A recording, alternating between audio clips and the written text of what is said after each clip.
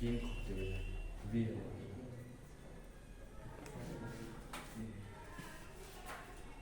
नहीं सर 10 लाख ऐसे भी हुआ था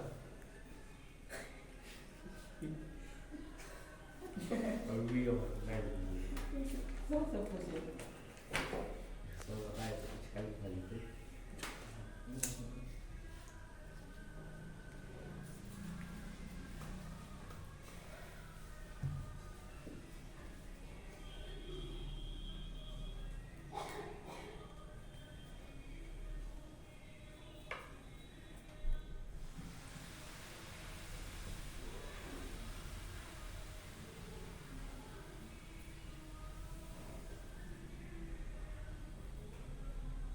जैसे बोले वैसे लेना है, इन्हीं के बेकार बना देना पूरा केमिस्ट्री स्टार्ट है सर। ए चलो ध्यान दो। अभी जो हम टेस्ट लिए थे उसका हम तुमको आंसर आज हम तुमको टेस्ट ले रहे हैं केमिस्ट्री का कि अभी तक केमिस्ट्री में जितना चैप्टर पढ़ाया हुआ क्लास 11 में बेसिक केमिस्ट्री पहले पढ़ाए थे, दूसरा चैप्टर पढ़ाए थे क्वांटम नंबर जो एटॉमिक के चैप्टर के अंदर आता है, और तीसरा चैप्टर पढ़ा थे पीरियोडिक टेबल। तो ये तीनों चैप्टर का एक साथ मिला के हम क्वेश्चन बन लिए हैं। टोटल आपको 13 क्वेश्चन दिए हैं और 13 क्वेश्चन ऑब्जेक्टिव क्वेश्चन है। एक क्वेश्चन अगर आप सही कीजिएगा तो 4 नंबर मिलेगा, अगर गलती कीजिएगा तो 1 नंबर कट जाएगा। निगेटिव मार्किंग क्वेश्चन 13 चौका 52 होता है। टोटल नंबर है आपका फुल मार्क्स 52। टोटल 52 नंबर का क्वेश्चन है और ये केमिस्ट्री का टेस्ट है।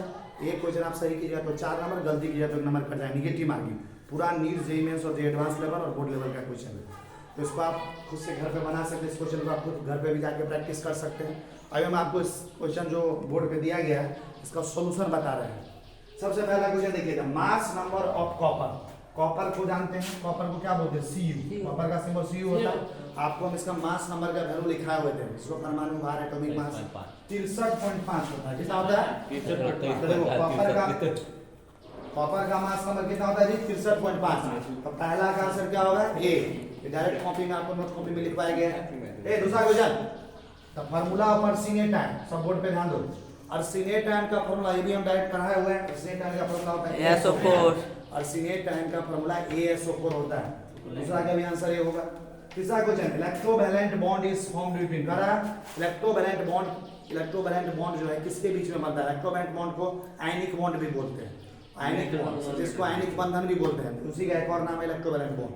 ये दोनों आयनिक बॉन्ड या इलेक्ट्रोवैलेंट बॉन्ड एक ही चीज है, ये मेटल और नॉन मेटल के बीच में बनता है। धातु और अधातु के बीच, धातु इलेक्ट्रॉन को बाहर निकालता है और धातु इलेक्ट्रॉन को लेता है। तो इसका आंसर क्या होगा? ए, मेटल और नॉन मेटल। चौथा क्वेश्चन है बेसिसिटी ऑफ StO4। StO4 का पूरा नाम होता है फास्फोरिक एसिड और फास्फोरिक एसिड का बेसिसिटी 3 होता है। तो 4 का आंसर बी। पांचवा क्वेश्चन है बटरफ्लाई। बटरफ्लाई मतलब तितली के जैसा स्ट्रक्चर, CR5। तितली के स्ट्रक्चर जैसा स्ट्रक्चर CR5 होता है। तो पांचवा का आंसर ये भी डायरेक्ट स्ट्रक्चर बनाए हुए थे, हम बताए हुए थे। ए छठा का आंसर है the formula of oleum. Oleum का फार्मूला होता है H2SO7 जी। तो छठा का भी आंसर कितना होगा? ए। सातवां है the value of L। L का मतलब होता है azimuthal quantum number. Azimuthal quantum number में L का मान है, बोर्ड पे ना दो। H सब सेल के लिए क्या होगा? ए सुन लो, देखो ये कैसे सवाल बनेगा। S सब सेल के लिए L का मान क्या होता है? 0। P सब सेल के लिए 1, D के लिए जी 2, SPD F के लिए 3, G के लिए 4, H के लिए 5। समझ मारा? तो H के लिए पूछ रहा तो क्या आंसर? 5। समझ मारा? तो 7 का आंसर ये होगा। पीजेड और वाइटल डायरेक्ट कॉपी में लिखवाए हुए हैं। पीजेड और वाइटल के लिए m का मान 0 होता है। पीजेड और वाइटल के m का मान कितना होता है? तो आपका आंसर 8 का क्या हो जाएगा? ए। देखो the mass number of alpha particle. Alpha particle का मास नंबर क्या होता है? देखो ध्यान दो। अल्फा पार्टिकल को इसे लिखते हैं, यहाँ पे +2 चार्ज होता है, यहाँ पे 4 होता है। देखो ये होता है अल्फा पार्टिकल में 2 + 7 और मास नंबर 4 होता है। डायरेक्ट कॉपी में लिखवाया हुआ है। अल्फा पार्टिकल का मास नंबर 4 होगा, तो 9 का ये होगा। Which elements belong to 4D series. देखो 4D सीरीज में कौन सा एलिमेंट इसमें से आएगा? देखो सबसे पहली बात 4D सीरीज एलिमेंट किसको कहते हैं? देखो बोर्ड पे 4D सीरीज एलिमेंट्स देखो ये देखो 21 से 30 तक ये हुआ 3D सीरीज। 4D सीरीज का शुरुआत होता है 39 एटॉमिक नंबर, यानी इट्रियम से कहां तक जाता है? 48 तक। 48 तक, यानी 39 से 48 के बीच में सारा का सारा 4D सीरीज है। देखो इट्रियम, जिरकोनियम, नाइट्रोजन सब है 4D। देखो इसमें लिखा हुआ है पहला इट्रियम, दूसरा ऑप्शन जिरकोनियम, तीसरा nitrogen, D all of this सभी है ना? All of this. All of this होगा, क्या होगा? All of this. 4D series में तो सब आता है, जैसे डी का आंसर होगा और डी। 11 का 10 का आंसर डी होगा। 11 का आंसर है टोटल नंबर ऑफ लिख के लिए तुमको हम डायरेक्ट पढ़ा हुए हैं। पीरियोडिक टेबल में टोटल कुल द्रव्य का संख्या कितना होता है? छह। कितना होता है? 6 अभी ताजा ताजा पेट्रोल पर आलोचना कराओगे। याद है? ए विच ऑर्डर ऑफ डेंसिटी करे हो, डेंसिटी का ऑर्डर बताए हुए थे, इसमें से कौन सही है? देखो B। पहला ऑप्शन में देखो, पहला ऑप्शन में दिया स्कैंडियम से ज्यादा एट्रियम का होता है, एट्रियम से ज्यादा लैंथनम का।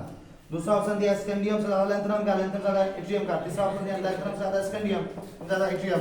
पहला ऑप्शन सही होगा। हाँ पर मैं डायरेक्ट उसको पॉज करो। 12 पर देखिए डायरेक्ट तुमको हम डेंसिटी का ऑर्डर लिखाए थे कॉपी, नोट्स कॉपी चेक करना, ऑर्डर ऑफ डेंसिटी लिखाए थे, उसमें एक ऑर्डर ये भी लिखा सही थे है। स्कैंडियम से ज्यादा एट्रियम, एट्रियम से ज्यादा। आंसर क्या होगा? ये कॉपी चेक सही है करके बेटा। स्टार्ट है। 13 नंबर क्वेश्चन, लास्ट क्वेश्चन देखो, व्हिच एलिमेंट्स इज चाल्कोजेन है, ये भी तुमको हम पढ़ाए थे पीरियोडिक टेबल में। चाल्कोजेन किसको बोला जाता है? Group number 16, group number 16। देखो ग्रुप नंबर 16 दिख रहा है, हाँ। ग्रुप नंबर 16 को ही चाल्कोजेन बोला जाता है। चाल्कोजेन में कौन बना था? ऑक्सीजन, सल्फर, सेलेनियम, टेलोनियम, पोलोनियम आना। इसमें से कोई भी एलिमेंट अगर ग्रुप 16 का मिल जाए उसी को चाल्कोजेन, चाल्कोजेन क्यों बोलते हैं? और बनाता है, क्या बनाता है? आयस का निर्माण करता है। अब बताओ इसमें से ग्रुप 16 सल्फर। सल्फर ग्रुप 16 में आता है। क्लोरीन 17 है, ये 17 ग्रुप का है, ये 18 का है, ये 18 का है। तो आंसर कौन होगा? सल्फर। 13 का आंसर है। समझ में आ रहा है ना? तो ये आपका आज जो हम आपका टेस्ट लिए थे, कंटिन्यू करने दो। आज जो आपका टेस्ट लिए थे केमिस्ट्री का, बेसिक केमिस्ट्री, फिर आपको क्वांटम नंबर जो एटॉमिक स्ट्रक्चर के अंदर आता है, पीरियोडिक टेबल, उसमें आपको 13 क्वेश्चन दिए थे, उसका हम आपने उस सारे क्वेश्चन का आपको कंप्लीट सॉल्यूशन करके दिखाया है। आप इस क्वेश्चन को पूरा का पूरा घर पे प्रैक्टिस जाके फिर से दोबारा कर सकते हैं, ठीक है? फिर हम मिलेंगे नेक्स्ट वीडियो लेक्चर लेके आफ्टर दुर्गा पूजा, यानी दुर्गा पूजा के बाद मैं फिर मिलूंगा आपको नया वीडियो लेक्चर लेके। आप सभी को दुर्गा पूजा की हार्दिक शुभकामनाएं हमारे तरफ से, हमारे सक्सेस एक्सप्रेस इंस्टीट्यूट के कोचिंग की तरफ से। दुर्गा पूजा आपका इस बार बढ़िया से बीते, है ना? माता दुर्गा का सब पे कृपा रहे। और फिर से हम दुर्गा पूजा के बाद आपको 25 तारीख से फिर से नया वीडियो लेक्चर लेकर उपस्थित होऊंगा। तब तक के लिए मुझे जाने के लिए आज्ञा दीजिए। धन्यवाद।